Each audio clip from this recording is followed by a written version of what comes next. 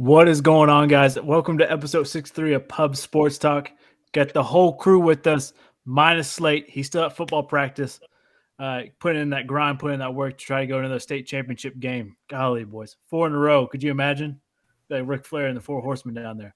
Woo! You know what I'm saying? But shout out to Easter and those boys getting that work in. Keep doing your thing.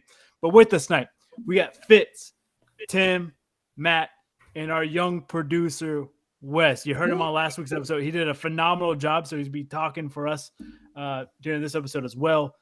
NBA heavy guy, but he's got it covered for us. But this week, let's start off with the USA. Sorry, Matt. Sorry, bud. USA gets another dub here. Another win in the chat for us. Gold medals, 39. Total medal count, check. We've got everybody beat, and it took the last night of competition. Fitz, you're an Olympic guy. Lay it down for us. Yeah, I mean, U.S. they performed. I don't think anybody's surprised by it. I'm repping my U.S. basketball after trashing them the entire Olympics, but they pulled through, both men and women. And then also, I just want to highlight track and field. We saw Allison Felix become not only the most decorated female, the most decorated American, and she's now second on the all-time medal count. That she's got 11 medals, just trailing behind some Finnish dude from the 1920s. So it's pretty phenomenal watching her race. She got the bronze in the 400 meter and gold on that 4x4 relay, which just put on a performance. So yeah, U.S. they look good. They look real good. Look real good. How long has she been doing this? Is this her last Olympics? This is her last. Yeah, it's her last run. She had a baby before this Olympics, and there was actually like a viral video. Sorry to be too graphic, but or not video, but she posted like a picture of her C-section as a way to show what she's been through. I think her first medal, I think she was 16 when she was running, and really her best event was probably the 200 meters. But this Olympics, she didn't qualify for that. She's lost some speed over the years, but it's pretty cool that she's been able to kind of convert to the 400 meter, which isn't very common. Michael Johnson, who was, he was the most decorated American before Allison Felix with 10 medals. He was really a rare blend of being able to run the 200 meter and the 400 meter. It's really different running.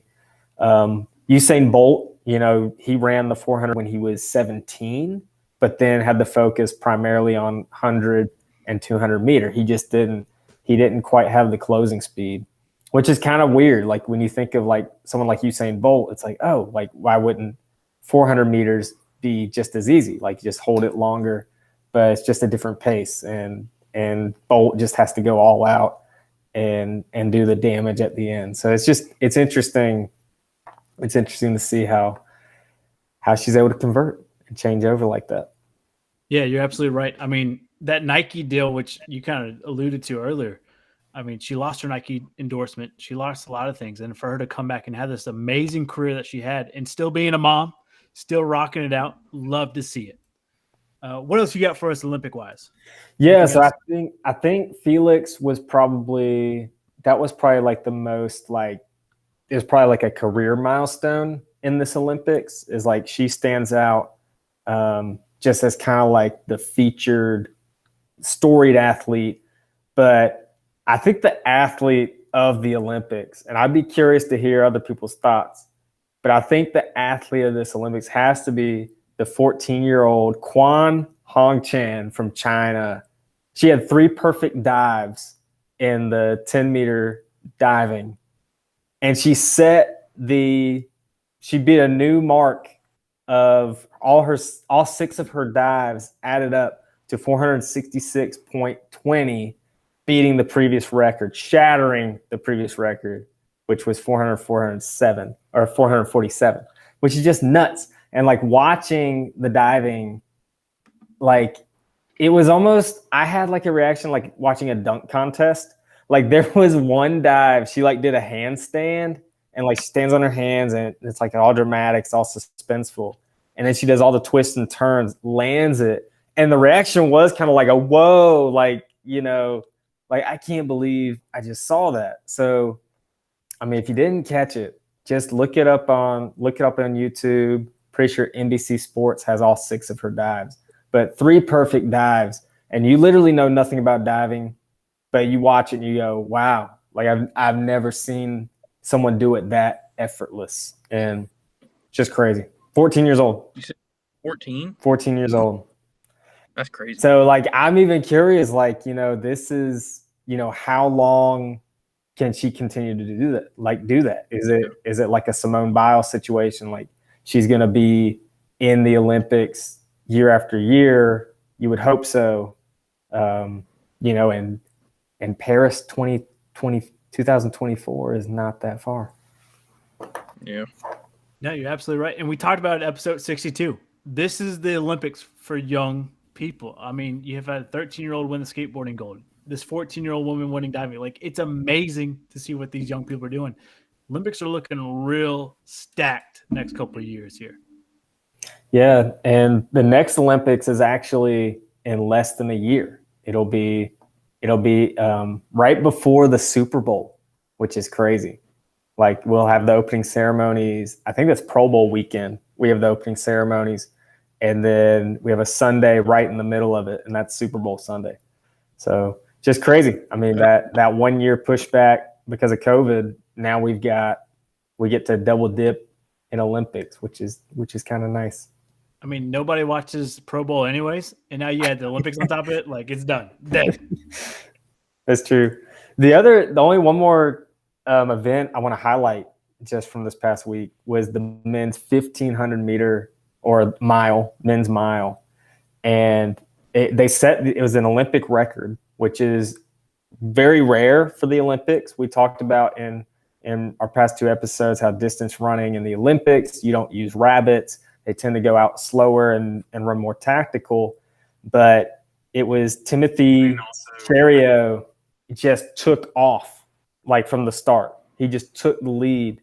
And the guy who ended up winning from Norway, Jacob Ingebrigtsen, just kind of hung on the entire race. Like, he just hung on this dude's shoulder and then made his move and just burned him. I mean, like, I couldn't believe, it's like you set the Olympic record and the guy was already going at a fast pace, and the guy just flew by him. He's just drafting the entire race, flew by him, looked like he had more. Could have been a world record maybe, like if he had broken earlier. But just really incredible race, and really made Cole Hocker look slow, who was an American, you know, favored to be up there. A lot of people were keeping their eyes on him, and he just couldn't keep up. It's just too fast. Yeah, he breaks late. You know, there's a lot of guys like that. They got a good kick, and they were hoping to go out slow, but, you know, it's like, yeah, just go out there and take it. You know, so Cherio is smart on his part. You know, don't let these kickers hang around. But he couldn't get rid of that Norway guy, and it was just really, really incredible race. That's another one to check out. Yeah, Josh Abersher, we had him on episode 61. He talked really highly of him, and just, I mean, sometimes it's just the guy's faster than you. He's just better. He's got a better kick, like you said. That's exactly what happened. Wes, do you have the Olympic medal count pulled up for us? Can you go ahead? Yes, sir. So, I mean, yeah, listeners, I know you can't see this, but people on YouTube, you can see it. Those medal counts are solid. And if you look at the total medal count, we blew everybody away. But with the Olympics and really any tournament, what matters is those gold medals. And it took us to the very last event to beat China. We were tied with them. What was that last event, Fitz? Oh, man. I put you on the spot. Yeah, no, I don't know. It's a good question. I thought men's marathon, but that's not it. Man, I really don't know. I have to look it up.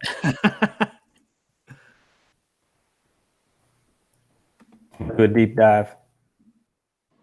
I want to say random. A relay. I don't know if it's track and field though. I want to say it could have been 4x4, but I do not. Oh, I tell you what it was. It was a women's basketball team and a women's volleyball team that put on for us. We were down a medal going the last 8. It was 36-38. Okay. So that was huge for us. Sue Bird and Diana Taurasi pulling through. Yeah, and then Jennifer Valentine won the Olympics for track cycling, which, Matt, you're a big track guy or track cycling guy. Yeah, she got a gold medal in Omnium, which was a bit of a surprise because Laura Kenny was the absolute favourite to win that. But she had a massive crash in the first event, so she only picked up silver. Yeah. Let's move into a sport that most of the world cares about. Sorry, not to dish on cycling there. But let's just move into it. Basketball. We have to eat our words here at the pub. For 3 weeks in a row, we just dumped on U.S. men's basketball. We're dead, done. Put them through a table. We're out of here. Now, all of a sudden, we got a gold medal. We beat France. We beat Australia, 2 teams that beat us in exhibition matches. I apologize to U.S. basketball, but I still think we could have had a better team out there. We easily could have had a better team, yeah. You mean like the people that were there played better? Both, honestly. Oh, yeah. No, I agree. I saw a thing, a speculation of how different the ball is that people were complaining. They say that's why like these superstars are missing so much because the ball is that drastically different. I don't Basketball's a really buy it, though. basketball. Yeah. Yeah. I don't get that. Not at all. I did see one thing though is I didn't watch many games because they were so late at night. Was one thing I saw was players like were trying to jump into others and draw fouls, and in FIBA the refs were like, no, we're not giving you those. Yeah, like And these are the that- refs of the NBA 1980s. Yeah, Like you So throw a the NBA forearm in the players, nose, you're good. they actually had to play. Yeah, Exactly. They actually had to play. You're absolutely right. I wonder how much of this is attributed to Pop. Because, like, I mean, I know we had players coming in late and we didn't have a lot of practice, but the team, towards the end, we adapted pretty well and made some good changes. And I think, I can't speak for any other country's coach because I don't know him, but I know Pop and he's so good at making adjustments. And I think, the players, yeah, we could have had a better team out there, better players, however you want to spin it. But I think the difference came down to Pop and understanding, how to switch up the schemes according to how the players were playing. So just my 2 cents. No, I think you're right. I mean, we've had Coach K for so long, and Coach K was very much like Coach Daly was during the Dream Team. And then all of a sudden you switch the script on them, and now it's a different style of play than what we're used to. For sure. I like the video of Pop dancing after they got the gold. I didn't see that. If you guys didn't get to check that out. That's awesome. I would pay money to see Pop dance. I'm glad I don't have to. He was doing like a little defensive slide drill. It was funny. Hell yeah, I'm here for that. Let's just move into it. Luka, we said, hey, this guy's probably going to win a gold medal. Like he's been undefeated international play. He's carrying his country on his back here. He falls short. They lose 2 games in a row. I still think the future is extremely bright for Luka, and so does the Dallas Mavericks. They signed him for a 5-year extension, $207 million. Incredible. This is the amount of payment. And he's only, how old is he? 20, 21, 22? 22, I think. Dude, you give me $207 million now, much less when I was 22. Mistakes. Mistakes were made. The big thing about this is because it says right here he's the first player to ever get this, which that's insane. I mean, that's To think incredible. about all the great players that have come through the NBA, and then this random foreign guy who a lot of people didn't even know about until it was draft time comes and is about to take over the league. No, you're exactly right. I don't remember Luka's name being brought up minus draft night. I'm like, all right, another European. We'll see how he does. Bam. Yeah, exactly. He's on the scene. And, I mean, you're right. We haven't seen these types of numbers ever, and much less to an international player. We've talked about this for weeks and weeks and weeks. The international game has gotten so strong, and this is just another proof of it, that Luka's he's just dominant. So the question is, can they get it done? Yeah. Can the Mavs get it done? Yeah, like they're all in on Luka. Like, are they going to be able to build around him to actually make a deep run in the playoffs, or is this just like, yeah, it's a good show and Luka's awesome and he's fun to watch, but at the end of the day, does it get the Mavs a championship or nah? I think that if this is any other 20 other organizations, no, you just wasted your money. Like he's going to be